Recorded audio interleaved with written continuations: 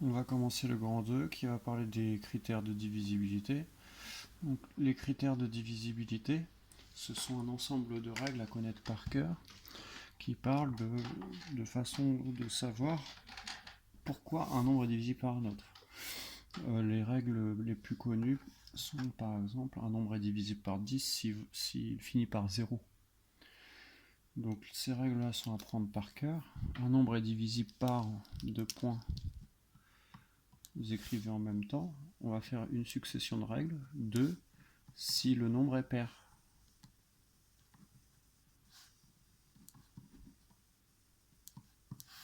Par exemple. Donc un nombre pair sont les nombres qui finissent par 0, 2, 4, 6, 8. Par exemple 24, 36, 128, 410 sont tous divisibles par 2. Un nombre est divisible par 3 si, quand vous additionnez tous les chiffres de ce nombre, c'est-à-dire que la somme de ces chiffres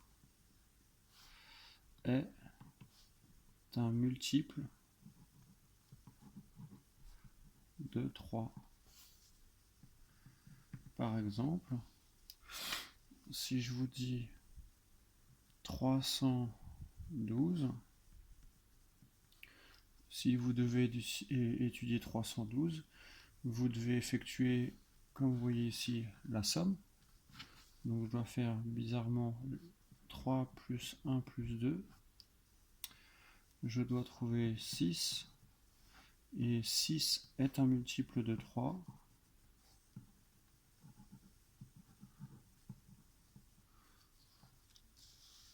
Six est un multiple de 3, donc 312 aussi. Alors ça vous dit pas 3 fois combien, mais cette règle-là vous dit c'est 3 fois quelque chose.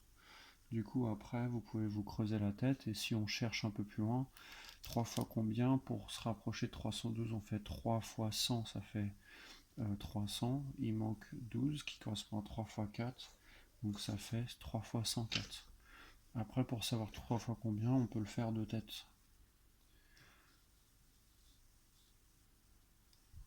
Un nombre est divisible, alors je vais en prendre un autre exemple, un exemple plus compliqué.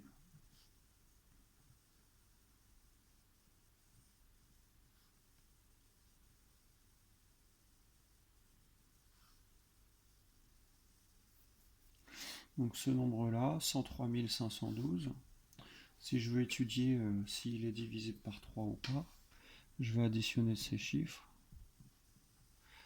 1 plus 0 plus 3, ça fait 4, et 5, 9, et 1, 10, et 2, 12. 12, c'est un multiple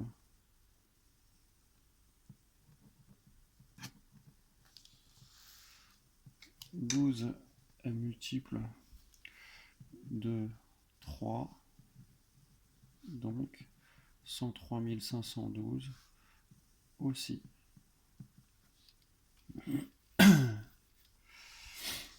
La règle par 4, donc un nombre est divisible par 4 si le nombre constitué de ces deux derniers chiffres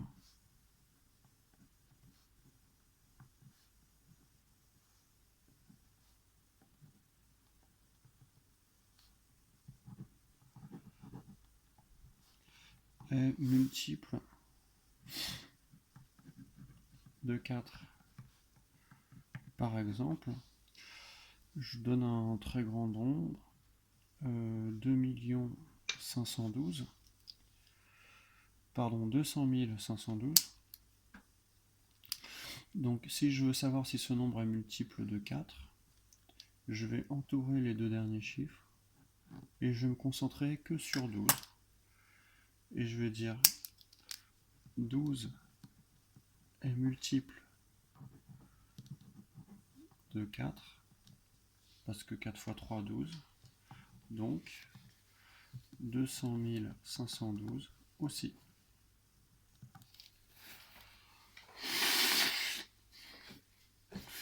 Donc pour celui-là, en fait, il paraît curieux, mais en fait, c'est simple. Vous entourez juste les deux derniers chiffres et ça fonctionne. Par 5. Donc un nombre est divisible par 5 si il finit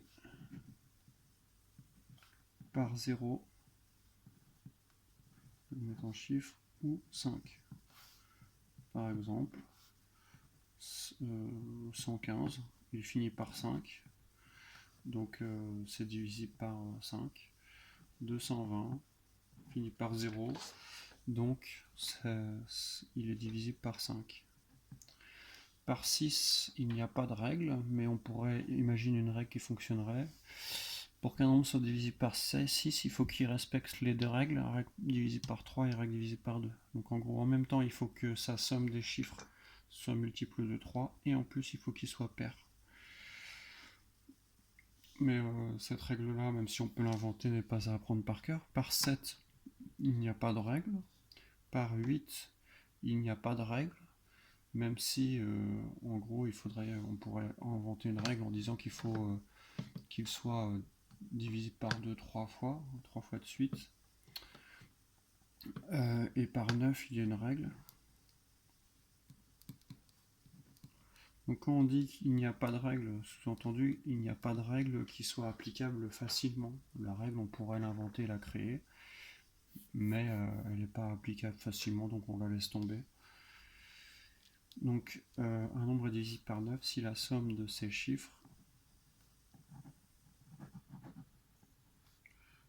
est multiple de 9.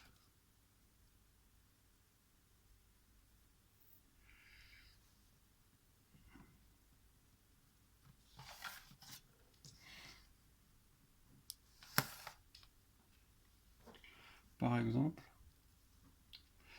312, si j'additionne les trois chiffres, on trouve 6. Donc on a vu que 312 était un multiple de 3 juste avant. Par contre, quand on additionne les chiffres, on trouve 6. Or, 6 n'est pas multiple de 9, donc 312 non plus. Si je prends un nombre plus grand,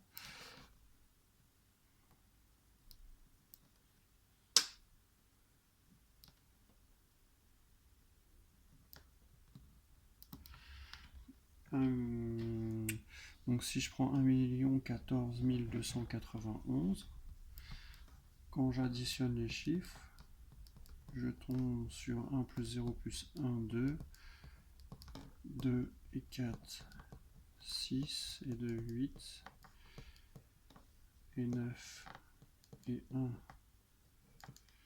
ça fait 18. Vous remarquez que 18, il est dans la table de 9. 18 est multiple de 9.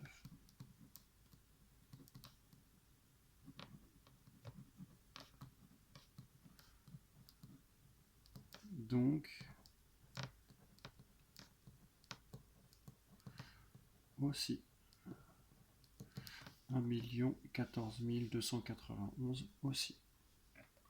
La dernière règle, c'est la règle de division par 10. Donc, un nombre est divisible par 10 si il finit par 0. Voilà le cours d'aujourd'hui. Je vous laisse noter ça tranquillement. Et puis, je vous donne quelques petits exercices sur la BOMEP. Bonne journée.